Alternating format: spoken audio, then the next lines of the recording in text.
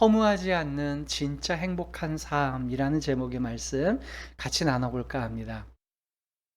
지난주에 솔로몬과 스바 여왕의 이야기를 들려드린 김에 우리가 솔로몬에 대해서 조금 더 묵상해보고 가고 싶은 마음이 생겼어요. 그래서 오늘 또 다음 주까지 솔로몬에 대해서 조금 더 생각해보고자 합니다. 우리 한국 기독교인들에게는 가장 쉬운 방법이 있어요. 이 사람이 착한 사람이에요, 나쁜 사람이에요? 이거부터 정리가 돼야 우리가 마음이 좀 편한 것 같아요.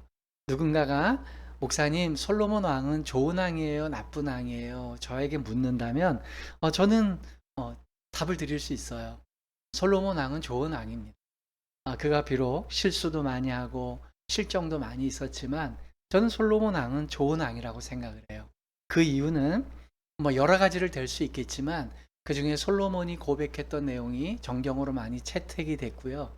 그중에서도 솔로몬이 썼던 많은 시도 중요하지만 특별히 아가서는 새 언약 공동체가 이룰 수 있는 최고의 언약을 잘 묘사한 그러한 성경이기 때문에 성경도 하나님께서도 이 솔로몬을 굉장히 비중 있게 좋게 해석하고 있다는 것을 믿어 의심할 수 없습니다. 저는 그런 의미에서 솔로몬은 좋은 왕이라고 생각해요. 그렇다고 해서 그가 한 모든 것이 용납되고 그것을 무비판하게 수용할 수 있다고 생각하지는 않습니다. 특별히 거기 하나 더 붙여서 솔로몬이 그래도 잘못한 게 많지만 좋은 왕이라고 한다는 것은 그가 인생의 말년에 삶의 진리를 제대로 깨달았다는 거예요. 이 세속이 제공하는 모든 것들의 허무함을 그가 깨달았다는 겁니다. 그 내용을 저와 여러분이 조금 같이 한번 살펴보면 참 유익이 있으리라고 생각돼요. 저 역시도 이제 인생에 만약에 요즘에 기대 수명이 82세, 뭐 80세 중반 정도를 보고 있다고 하는데요. 제 주변에는 또 특별히 90세를 넘기면서 장수하시는 분들이 많이 계세요. 그런 의미에서 볼 때 저 역시도 이제 인생의 절반 이상을 산 입장에서 이렇게 보니까 이 솔로몬의 고백이 참 우리 후대들에게 또 이제 인생을 막 사는 사람들에게 참 요긴한 말씀이구나 하는 생각을 해보게 됩니다. 그래서 제 개인적으로 실제 체험한 것과 또 우리 솔로몬의 이야기들을 좀 엮어서 같이 한번 생각해 봤으면 좋겠어요. 솔로몬 외에도 이 세속이 제공하는 그 수많은 인생의 풍부함을 느낀 사람들은 참 많습니다. 오고 오는 인류 역사 가운데 대제국을 이뤘던 많은 정복자들이나 큰 왕들, 또 부호가들, 이런 사람들은 이 세상이 제공할 수 있는 모든 것들, 평민들이 느낄 수 없는 많은 것들을 그들은 누리고 살았던 사람들이죠. 그래도 솔로몬도 그런 많은 세속군주들이나 또 주도권자들, 또 기득권자들에게 못지않게 많은 것을 즐기고 느꼈던 사람이에요. 그러나 이 솔로몬이 세속군주들과 다른 점이 하나 있다면 솔로몬은 그 많은 것을 느끼고 그의 인생 5년에 이것이 아니구나, 이것이 인생의 참 진리가 아니고 이것을 추구할 것이 아니었구나라는 걸 깨달았다는 거예요. 그것을 감지했다는 것만으로도 그는 굉장히 큰 깨달음을 얻은 사람이라고 볼 수 있습니다. 그러나 그 솔로몬 외에 대다수의 기득권자들과 이 세상의 모든 것들을 향유하는 사람들은요, 죽는 날까지 그것을 못 느낍니다. 그리고 불 속으로 타들어가는 불 속으로 빨려 들어가는 불나방처럼 그저 죽을 때까지 그 돈과 권력과 이 세상이 제공하는 것들을 포기하지 못하고 그렇게 달려가다가 노심초사하며 그들의 최후의 운명을 달리하는 걸 보게 됩니다. 그런 의미에서 볼 때 솔로몬은 보통 사람이 누리고 싶어하는 모든 것을 누리고 난 다음에 그 다음에 그의 솔직한 심경, 담백한 고백을 우리 후대들에게 밝혀주고 있어요. 그렇기 때문에 우리는 가끔 이 전도서를 살펴보면서 우리의 인생의 방향추를 또 우리의 방향의 목표를 정확하게 수정해 가는 게 중요하리라고 생각됩니다. 여러분, 이런 질문을 한번 해봅니다. 보통 사람들이 꿈꾸는 성공적인 삶은 어떤 걸까요? 아마 제 1번으로 느끼는 건요, 돈일 거예요. 평생 먹고 살 수 있는 돈이 확보되어 있으면 그것만큼 중요하지 않은 건 없다라고 생각돼요. 저도 목회자지만 동의합니다. 사실은 인간이 부모에게서 독립하는 거나 또 신앙적으로 자기가 주체감을 가지고 살 수 있는 그 비결은요, 경제적 독립이 우선되지 않으면 그 모든 걸 할 수가 없어요. 아무리 내가 내 마음대로 살고 싶어도 부모나 주변 사람들에게 경제적으로 독립되지 않으면 그 일을 펼칠 수가 없어요. 목회자도 마찬가지입니다. 목회자도 목회를 해 나갈 때 소신 있게 그 목회를 해 나가고 하나님께서 부여해 주신 것들을 그 메시지를 있는 그대로 눈치 보지 않고 전파할 수 있는 힘은 그가 남은 여생 동안에 내가 일용할 양식에 대한 불안감 없이 하나님을 신뢰하고 갈 수 있다는 철저한 하나님과의 신뢰와 자기의 인생에 대해서 부족한 게 없다는 그 믿음이 있어야지만 그렇게 살 수 있거든요. 그런 의미에서 보면 뭐 신앙이 높은 사람이 아니라 보통 모든 사람들은 내가 늙어 죽을 때까지 부족함 없이 남에게 구걸하지 않고 도움받지 않고 내 인생을 산다면 그건 성공한 사람이 아닐까 이렇게 생각한다는 거예요. 일면 맞는 말입니다. 그런데 그것에 돈 자체가 목적이 되고 그것이 채워졌다고 사람이 과연 행복하냐는 것이죠. 하필이면 제가 이 설교를 하려고 하는 오늘 신문에 보니까요. 2021년도에 최종 판결이 냈던 한 사건이 뉴스 기사에 나왔더라고요. 그것이 오늘 설교하고 너무 부합하길래 그 사건을 한번 신문에 있는 거니까 그대로 소개해 봅니다. 2007년도에 일어났던 일이에요. 2007년도에 한 사람이 로또에 1등에 당첨이 됐습니다. 그 1등에 당첨이 됐는데 모든 세금을 제하고 실수령을 받은 돈이 12억 원이었다 그래요. 그 12억 원을 받고 이 사람이 인성이 괜찮은 사람이었던 것 같습니다. 자기 누나와 또 남동생이 있었는데요. 그 자기 누나와 남동생에게 각각 1억 5천씩을 줬어요. 그러니까 3억이 벌써 나갔죠. 뿐만 아니라 그의 작은 아버지에게도 수천만 원을 줬대요. 그와 같이 가족과 지인들에게 이래 나눠준 돈이 수령 받자마자 나눠준 돈이 5억이 넘는다 그래요. 그러면 이제 7억 정도 남았잖아요. 그러니까 그 7억 남은 돈을 가지고 이분이 전북 정읍에서 이제 한 가게를 운영하게 되었다 그래요. 그래서 정육식당을 하나 마련을 해서 이제 고깃집과 또 식당을 같이 운영을 했는데 그게 잘 됐으면 좋은데 사업도 지지부진하고 어려워지는 데다가 갑자기 이 사람이 마음이 약한 사람이라 로또에 1등 됐다는 소문이 얼마나 삽시간에 퍼졌는지 주변의 사람들이 그렇게 많이 와서 친척, 지인, 친구, 선후배 이런 사람들이 너도 나도 와서 도와달라 그러는 거예요. 그럴 때 그걸 단호하게 거절하지 못하고 이 사람 저 사람에게 돈을 줬답니다. 근데 얼마나 이분이 호인인가 하면 자기가 가 로또로 받았던 돈까지 다 주고 이제 자기도 빚을 안게 됐는데도 그럼에도 불구하고 사람들에게 돈을 주기 시작했대요. 그러다가 4,600만 원이나 큰 돈을 친구에게 맡기면서 사업을 같이 한다고 했는데 그 친구가 4,600만 원을 들고 튀어버렸습니다. 그러던 중에 이제 이 사람에게 남은 건요. 로또로 받았던 12억 원은 한 군데 간 데도 없고요. 동생은 1억 5천을 받아서 그것으로 집까지 장만을 했어요. 그럴 때 이제 이 사람에게 남은 건 불과 몇 년이 안 돼서 월 25만 원의 이자를 내야 되는 대출을 갚아야 되는 돈까지 남은 거예요. 그러다가 이제 채권은행이 이 사람에게 압류가 들어왔는데 아무것도 없으니까 동생이 저당을 잡혔거든요. 동생 집을 그 1억 5천을 주고 동생이 집을 샀다 그랬잖아요. 그러니까 그 동생 집에 저당이 있으니까 은행이 동생까지 찾아갔나 봐요. 그랬더니 형과 동생 사이에 의의가 상하기 시작한 거예요. 서로 못할 말이 주고받고 의의가 상해서 동생이 그 형이 직접 갚아라 이런 얘기다가 막 격한 언어까지 갔나 봐요. 그럴 때 이 형이 동생을 찾아가서 취중에 그냥 흉기를 휘둘러서 이 동생이 바다출혈로 사망하게 되었습니다.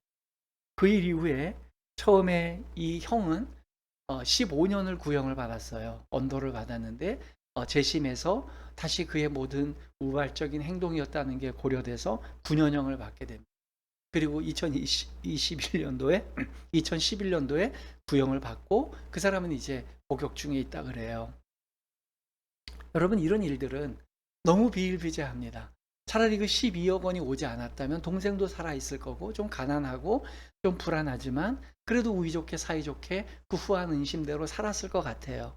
근데 갑자기 찾아온 이 12억 원이라는 돈이 너무 많은 사람들이 그것을 탐내고 그래서 그 탐욕들이 얽히고 설키는 과정에서 살인이 일어나고 반란했던 3남매는 의가 상하고 한 명은 세상을 뜨고 한 명은 9년 거의 10년 가까이를 옥생활을 하게 되는 그런 일들이 벌어지게 됩니다.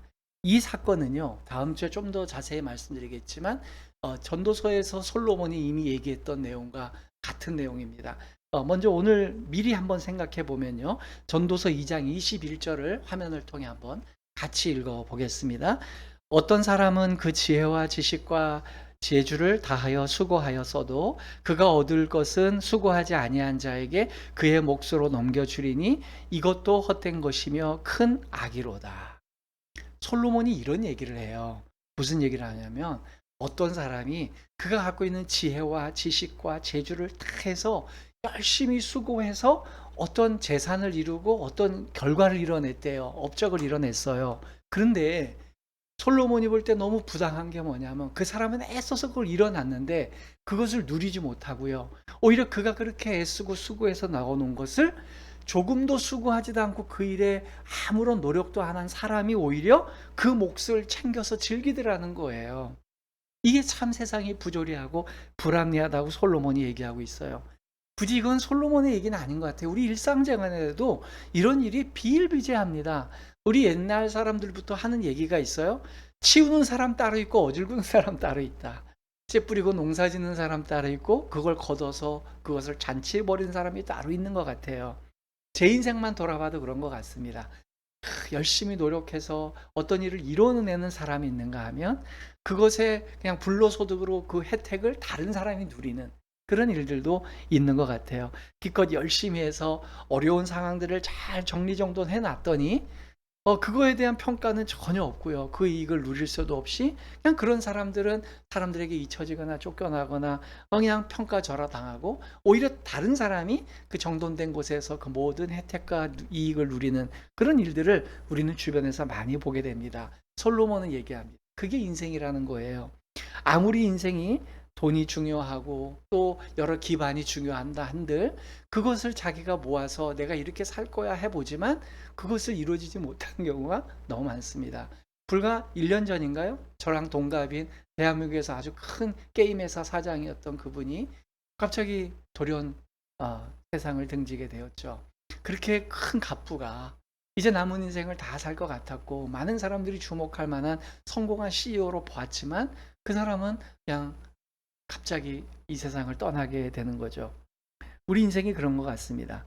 또 한 가지, 그 돈도 그렇다 그러지만 성공한 인생이 뭘까 생각해 보면 그래, 높은 권력을 가지고 돈보다 높은 건 권력이야. 권력을 가지고 그 권력이 있으면 사람들에게 영향력을 미치면서 그렇게 살면 성공한 인생일 거야. 대한민국에서 최고의 권력자는 대통령이겠죠. 여러분 제가 입을 얘기해서 뭐 하겠습니까? 우리나라 역대 대통령 중에 퇴임 후에 편안하게 사는 사람이 누가 있습니까? 대부분 감옥 가거나 총에 맞거나 또 감옥은 가지 않았더라도 백성들의 시기와 조롱과 놀림 속에 살아가는 사람들이 있고 남은 여생마저 노심초사하면서 불안감 속에 살아가는 권력자들을 우리는 많이 보게 됩니다. 100년 가까이 되는 인생 중에서 한 5년 정도를 최고의 권력을 누려보지만 그 이후에 남은 절반의 인생은 3분의 1의 인생, 절반의 인생은 거의 불안감 속에서 노심초사하면서 정치 보복당하지 않을까 이런 마음속에서 사는 게 권력자들의 마음인 것 같아요. 또 삶인 것 같습니다. 그런가 하면 인기는 어떨까요? 모든 사람들에게 주목받을 만하고 칭찬을 얻고 명성을 얻고 사람들에게 환호성을 받으면 그것만큼 좋은 건 없는 것 같아요. 좀 죄송한 얘기지만 제가 예전에도 말씀드린 것처럼 저도 한 자리에 5,000명이 앉아있는 그러한 회중석 앞에서 한 몇 달 동안을 설교해 본 적이 있어요. 여러분 제가 무슨 얘기를 할 때마다 사람들이 아멘해 주고 호응해 줄 때 그 뜨거운 열기, 또 부흥 집회 같은 데나 코스타 강사로 이렇게 갔을 때 많은 대학생들과 청소년들 앞에서 집회를 하고 그 아이들이 저를 통해서 전달되는 메시지 앞에 막 반응을 할 때 그 반응 앞에 얼마나 그 화려한 그 피드백이 있는지 모릅니다. 그럴 때에 그것을 끝내고 무대 뒤로 갔을 때 오는 그 공허함은 당해보지 않은 사람은 모르는 것 같습니다.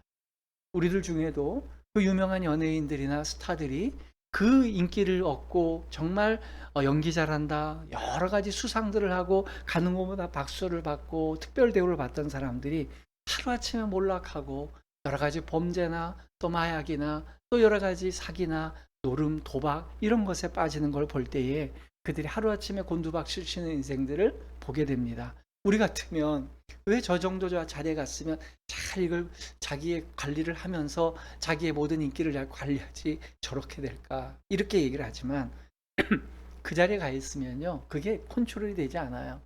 제가 이제 해외 팝스타 중에 브루노 마스라고 하는 팝스타를 기독교인이 아니고 세속 음악이지만 참 그 분야에서는 힙합 분야에서는 뛰어난 뮤지션이다라고 생각했거든요. 그리고 참 스웩 짙고 좋다고 생각했는데 그 브루노 마스도 얼마 전에 도박 때문에 갖고 있던 그 굉장히 우리 인간이 보통 사람이 상상할 수 없는 그 많은 돈인데 그걸 다 탕진했다 그러더라고요.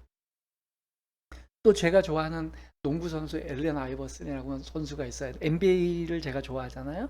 그중에 이제는 은퇴하고 오래된 사람이지만 앨런 아이버슨이라고 하는 천재적인 플레이어가 있었습니다. 키가 180대 뿐이 안 되는데 덩크슛을 하고 그 2m가 넘는 NBA 선수들 중에서도 탁월하게 MVP를 밥 먹듯이 먹던 사람이에요. 그래서 얼마나 많은 돈을 벌었겠어요. 근데 그가 불황과 같이 완전히 뱅크럽이 돼서요, 파산을 해버렸습니다. 여러분, 이게 인생이에요. 그 외에도 여러 분야가 있을 거예요.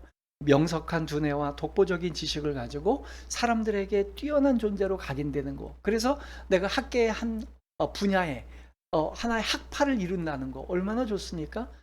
뮤지션들 중에도 그런 분들 있죠. 모차르트나 베토벤이나 수많은 사람들이 있을 텐데, 또 아인슈타인과 같은 그런 유명한 분들이 있을 텐데, 그분들의 또 명이 있는가 하면 그들의 암이 있잖아요, 어두운 부분이.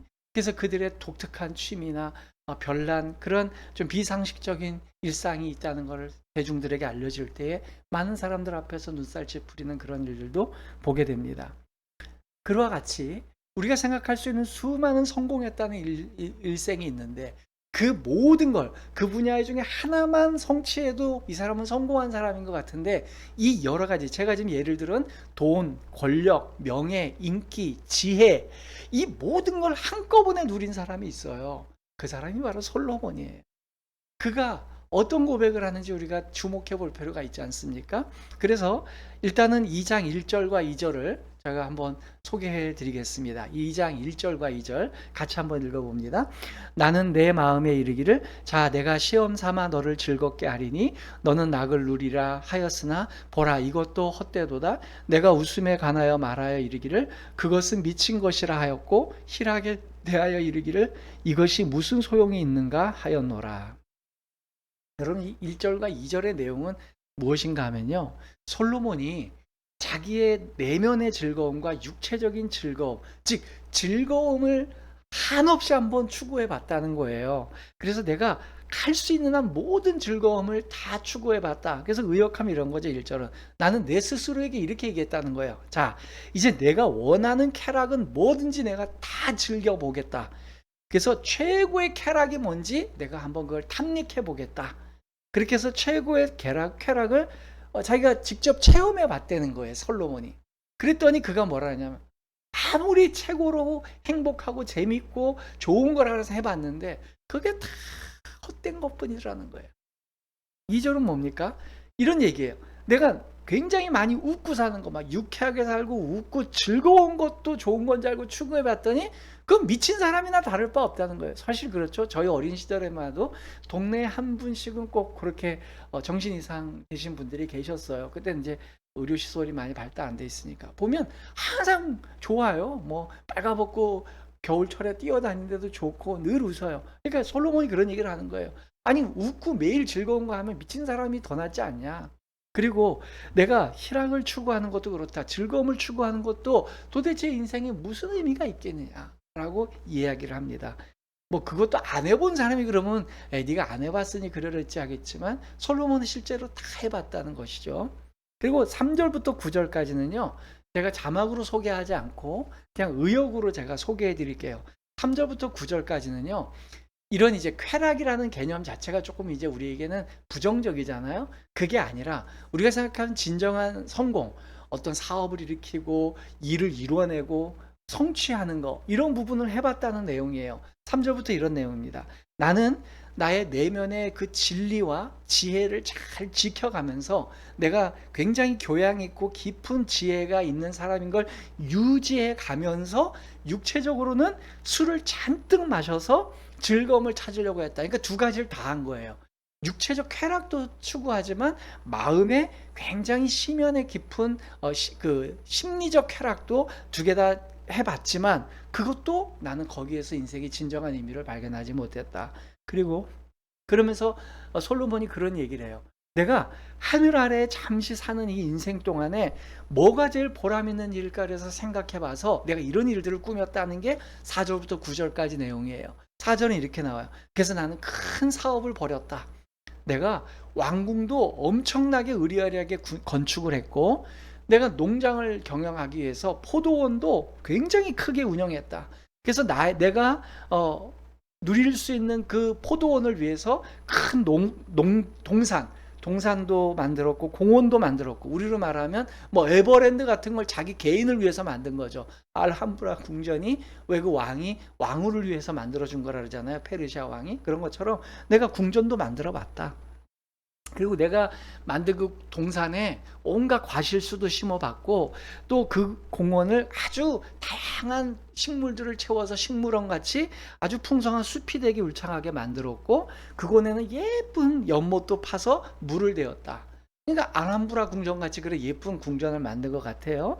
그래서 내가 편안하게 살기 위해서 나는 남종도 고용했고 여종도 사서 고용을 했고 그러다 심지어 그 종들 사이에 태어난 종이 있을 정도로 굉장히 많은 종을 나는 거느렸다. 그래서 예루살렘 전체에서 나보다 소나 양떼를 더 많이 가진 사람이 없는 오늘날로 말하면 뭐 대기업 총수가 된 거죠. 나는 그래서 성공한 낙농업을 이루어 봤다. 그리고 8절에 가서는 나는 일반인이 가질 수 없는 엄청나게 많은 보석들도 갖고 있었다. 오늘날로 말하면 명품을 갖고 있었다는 거, 뭐 백이든 뭐든 다 머리부터 발끝까지 전부 다 명품의 온갖 보석을 다 갖고 있어요. 금과 은은 물론이고 각 나라의 왕들이 준 보물과 그리고 여러 지방의 진귀한 물건들을 대량으로 모아들었다. 그리고 내가 늘 유쾌하게 살기 위해서 가수들을 고용을 했는데 수많은 남녀 가수들을 다 모아놓고 또 남자들이 좋아하는 첩가 애인도 난 많이 두어봤다. 우리가 다 알고 있잖아요. 1000명이 넘는 후궁들이 있었어요. 내가 이룬 업적은 이전에 있었던 예루살렘의 그 누구보다 위대하게 되었고 내 업적만 위대한 게 아니라 내 지혜도 나는 탁월했다. 이게 이제 솔로몬의 자기 고백이에요. 자, 여기까지 들으면 반박할 사람이 없어요. 그가 가질 수 있는 모든 걸 가졌습니다. 그냥 머리는 배웠는데 돈만 많은 졸부냐? 아니고요. 이 솔로몬만큼 지혜롭고 똑똑한 사람이 없었어요. 그 당시 아인슈타인만큼 똑똑했던 사람이죠. 거기에 지식도 있죠, 교양도 있죠, 돈도 있죠, 권력도 있죠. 뭐 애인들도 1000명이 넘죠. 원하는 사람은 다 애인으로 만들었어요. 다 가진 사람입니다. 솔로몬 전후로 이런 사람이 없어요. 뭐 부만 가진 사람도 있고 권력만 가진 사람이 있지만 이렇게 문무를 다 갖춘 사람이 없었어요. 그럴 때에 이제 10절 11절이 오늘 우리가 읽었던 본문이잖아요. 그때 이렇게 얘기를 해요. 나는 내 눈이 원하는 걸 망설이지 않고 다 해봤다. 야, 우리 인생에 이렇게 얘기할 수 있는 사람이 어디 있을까요? 내가 마음먹은 건 다 해봤다. 제가 알고 있기에 삼성그룹 총수도 이렇게 못할걸요? 보는 눈이 있고 이래서. 근데 이분은 다 해본 거야. 어떤 쾌락도 다 해봤고 요즘에 대기업 총수가 1000명의 후궁을 거느렸다라면 그건 오늘 어떤 뉴스에 보니까 그 어떤 엔터테이너 회장인 박모 그 회장이 젊은 여자 2명이랑 미국에서 만나고 걸어다니는 사진이 이렇게 나왔다 그러던데 그런 것만 해도 회중들에게 막 백성들에게 회자돼서 뭐 어쩌고 저쩌고 얘기가 나오는데 이 사람은 그런 눈치 볼 필요도 없었어요. 근데 당시에는 그 모든 일을 위해서 내가 솔직히 기쁘고 즐거웠던 것도 사실이라 인정을 해요. 10절에. 그런데 그 모든 것들이 내가 열심히 살았기 때문에 얻은 보상이라고 자기 생각했다는 거예요. 근데 11절에 뭐라 그래요? 그런데 문득 내가 자각을 하고서 내가 이룬 업적과 내가 노력해서 수고한 모든 걸 돌아보게 되었다는 거죠. 그때 자기가 절실히 느낀 바가 있다는 겁니다. 바로 내가 그렇게 수고해서 이루고 내가 당연히 누릴 수 있는 권리가 있다고 해서 누리던 그 많은 것들이 다 바람을 잡는 것 같이 허무하더라는 거예요. 그러면서 그 생각이 자기 머리를 떠나지 않더래요. 도대체 그러면서 인간은 해 아래에서 무엇을 해야 보람이 있는가? 그러면서 11절은 이렇게 끝나요. 나는 그 답을 여전히 찾지 못했다. 라고 끝나고 있어요.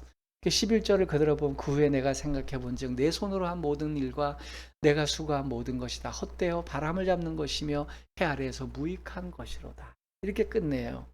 자, 이제 12절부터는 다음 주에 생각하고 여기서 우리가 간단하게 몇 개만 정리하고 저는 여러분들하고 이제 오늘 설교 마치려고 그래요. 첫째는 이 솔로몬이 살았던 이 인생을, 그럼 목사님 아예 우리는 세속의 어떤 것도 도전해 보지 말고 돈도 벌라 그러지 말고 권력도 잡지 말고 인기도 하지 말고 어떤 유명해지는 것도 도전하지 말고 모든 그런 기회가 오면 다 피해서 늘 그냥 가난하게 그냥 그렇게 살아야 될까요? 여러분 어떻게 생각하세요? 성경이 그렇게 얘기하는 것 같습니까? 반대로 이렇게 한번 질문해 볼게요. 솔로몬이 누렸던 이 많은 부요함, 지혜, 이 모든 거 누가 준 거죠? 하나님이 주신 거예요. 여러분 잊지 마셔야 돼요. 솔로몬은 자기가 그걸 이뤘다 그러지만 천만만만의 콩떡이죠. 어린 시절에 왕이 된 솔로몬이 하나님께 기도했어요. 너 뭘 원하냐? 그랬더니 저는 부도, 명화도, 영화도, 인기도 원하지 않고요. 저는 지혜를 주세요. 백성 앞에 출입할 때에 제가 지혜롭게 백성들을 돌볼 수 있게 지혜를 주세요. 그랬더니 하나님이 그 기도를 받으시고 야 네가 부도 명예도 구하지 않았으니 지혜는 당연히 줄 거고 니한테 부도 주고 명예도 주겠다고 얘기하셨어요. 제가 무슨 말씀 드리려고 그러죠? 김상론 목사와 우리 예수님 이야기 교회는 이 세상이 제공하는 돈과 명예와 권력과 모든 것들, 인기 이런 것들을 처음부터 전면 부인하는 거 절대 아닙니다. 여러분, 그것이 만약 하나님이 허용하신 거라면 여러분 그걸 누릴 자격이 있어요. 우리가 박수 받는 자리에 올라가야 된다면 올라가야 됩니다. 우리가 권력의 자리에 올라가서 정치를 해야 된다면 정치인이 돼야 됩니다. 우리가 돈을 많이 벌 수 있게 됐다면 하나님이 내게 주신 것인 줄 알고 그 돈을 소유할 권한이 있습니다. 그것이 우리 개혁주의 신앙, 또 우리 기독교가 얘기하는 그러한 삶의 근간이에요. 각자 부르심이 있는 거예요. 모든 사람이 가난하거나 무명하게 사는 게 아니고요. 어떤 사람은 돈을 향유할 수도 있고 어떤 사람은 인기를 누릴 수 있고 어떤 사람은 권력을 누릴 수 있어요. 그러면 문제는 뭘까요? 그것 자체가 목적이 되면 안 된다. 돈 자체가 목적이 된다든지 권력 자체가 목적이 된다든지 인기 자체가 목적이 돼서 그것을 위해서 내 인생이 거기에 가면 행복이 있을 거야. 그게 틀렸다는 거예요. 지금 난 돈이 없는데 내 수중에 돈이 생기면 행복해 걸게 될 거야. 그 전제가 100% 틀렸습니다. 돈이 없어도 행복하고 돈을 맡겨주셔도 내 행복의 기울기는 변하지 않아요. 하나님이 맡겨주신 걸 관리할 뿐이에요. 그 사람이 진짜 행복한 사람이에요. 권력에 올라가건 권력에 있지 않고 외인으로 그냥 녹야청청 저 바깥에서 살건 상관이 없다는 거예요. 여기에 있으나 권력의 중심에 있으나 마음의 평정심을 잃지 않고 늘 그 행복이 변함없다는 거. 그 사람이 행복한 사람이에요. 그럼 그 원인이 뭘까요? 그 모든 것을 주시는 분이 하나님인 걸 알고 내 인생의 목적은 하나님이 나에게 원하시는 삶을 사는 거야. 그래서 하나님이 평생 동안 돈도 명예도 인기도 없이 살라 그러면 하나님 감사합니다. 그 많은 골치 아픈 일들을 저한테 안 맡기고 그냥 저 혼자 이렇게 조용히 남은 인생을 이렇게 향유하면서 주님과 동행하며 살게 하시니 감사합니다. 고백할 수 있고요. 근데 돈을 맡기셨다. 뭐 주님, 저는 안 맡기길 원하지만 주님이 또 돈 맡기셔서 선한 일을 많이 하고 주의 사역하라고 맡겨주셨다면 그거 역시 감사합니다. 그러나 제가 이 돈이 왔다고 해서 내 마음이 흔들리거나 변화되지 않고 동일한 행복한 마음을 가지고 주님 바라보는 시선 빼앗기지 않고 돈 관리 잘해서 좋은 기업인이 되겠습니다. 그게 성경이 말씀하시는 가치라는 거죠. 그런데 오늘 제가 아까 말씀드렸죠. 2절 말 3절에 솔로몬이 뭐라고 얘기했어요? 해 아래서 사는 인생들이 어떻게 하면 보람 있는 인생일까 내가 알고 싶어서 사업을 하고 첩을 두고 애인들을 두고 인기를 누리고 지혜를 발휘해 봤다는 거예요. 3절을 다시 읽고 제 설교가 끝난 다음에 2장을 쭉 읽어보세요. 11장까지.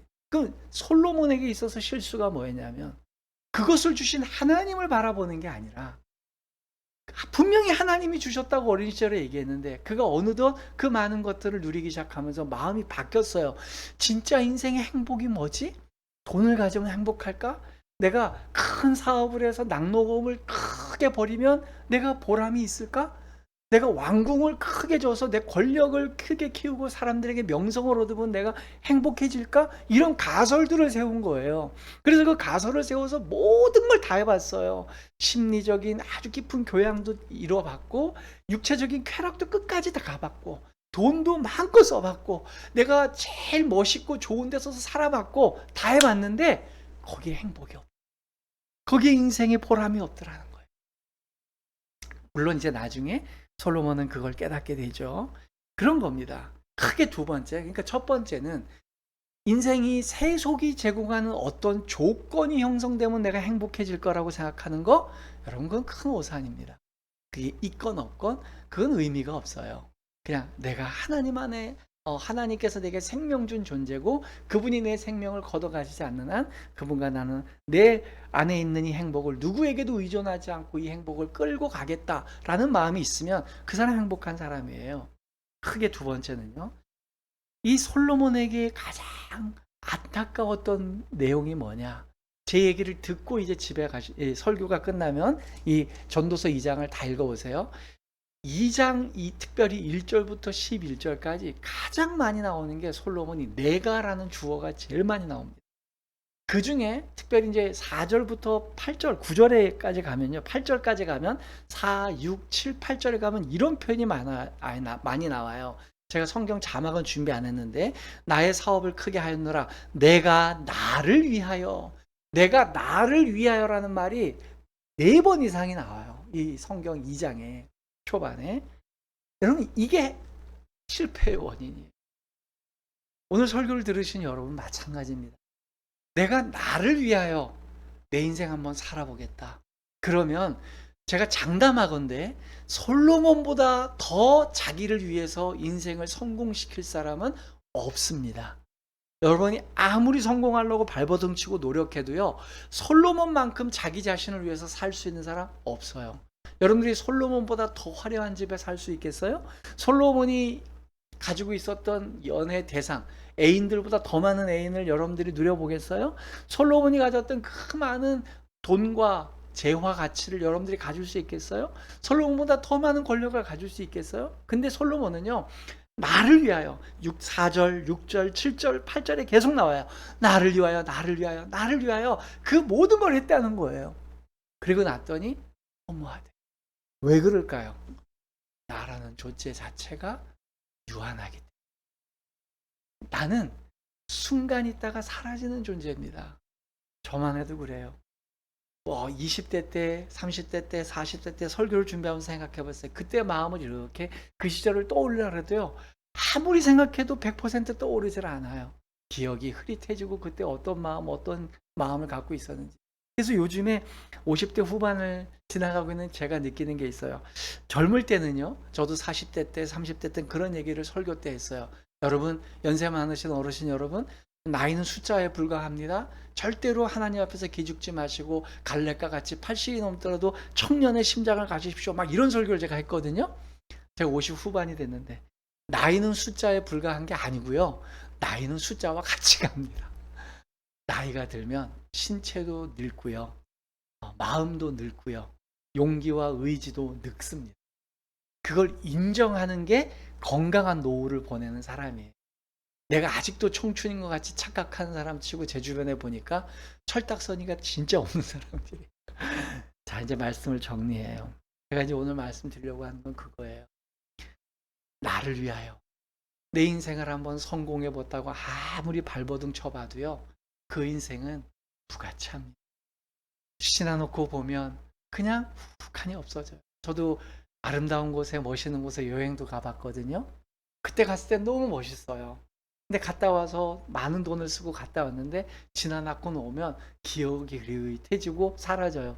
사진이나 볼 때마다 그때 그랬지 정도지 그게 내 마음속에 영원히 나를 지배하지 않더라고요. 그럴 때에 우리의 인생은 나를 위해서 사는 인생은요 유한합니다. 안개와 같습니다. 그냥 스쳐 지나가는 순간과 찰나일 뿐이에요. 근데 우리를 창조하신 영원하신 분, 변하지 않는 분, 그분을 위해 살아가는 삶은요, 절대 헛되지 않아요. 그분이 한결같기 때문에 내 인생의 가치도 한결같아지는 거예요. 그리고 또 내가 이 솔로몬이 얘기한 것처럼 그 많은 수고가 헛되지 않은 것, 창조주 하나님을 인정하고 살아가는 것입니다. 오늘도 어떤 목사님과 함께 점심 식사를 하고 남은 시간들을 한 3시간 넘게 이렇게 얘기를 하면서 우리나라 교계에 돌아가는 많은 이야기를 제가 이렇게 전해 들었어요. 그런 얘기를 들으면서 제 마음속에 그래, 참 안타깝구나. 참 힘들구나. 다들 열심히 사는구나. 그러나 그들이 겪는 고통과 스트레스가 얼마나 큰가. 그럴 때 제가 느낄 때 그 전해지는 교계의 소식 들을 때 제 생각이 이래 들더라. 저도 신선도로 하는 것 같아요, 요즘에. 와, 정말 하나님이 너무 좋은 곳에서 피난처 같은 곳에서 이렇게 마음껏 주님의 말씀을 아무 구애받지 않고 누구에게도 구애받지 않고 이렇게 전하면서 살아가는 일상이 너무 행복하구나. 그런 마음을 목사님께 전했더니 그분도 그래요. 목사님 참 얼굴이 편해 보이고 행복해 보여요. 그럼 참 목사님 좋은 것 같습니다. 라는 얘기를 하시더라고요. 저는 여러분들도 그런 인생을 사셨으면 좋겠어요. 나를 위해서 사는 인생이 아니라 우리를 창조해 주신 하나님을 위해서 사는 인생. 그래서 내 인생 돌아봤을 때 하나님, 저는 조금도 후회되는 게 없습니다. 주님께서 주신 삶의 길 동안 열심히 후회 없이 잘 살았습니다. 그 고백이 여러분들의 고백이 되시기를 주님의 이름으로 부탁드립니다. 아멘.